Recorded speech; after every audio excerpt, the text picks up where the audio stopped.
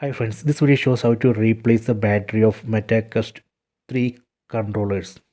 So these are the MetaQuest 3 controllers. So I am going to replace the battery. See, I have purchased new battery, so I need to insert this new battery in this controller. First let me find the battery cover. So here we can see the battery cover. So first we need to open this battery cover. MetaQuest has provided one button to open this battery cover. So here we can see battery release button. We have to press this battery release button to open battery cover.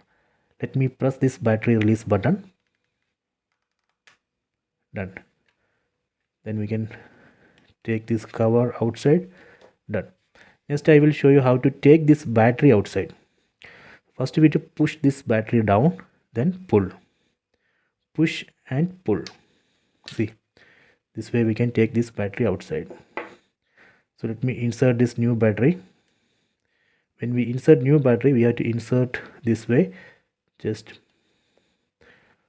put like this, then push. Done. So next I will show you how to close this cover.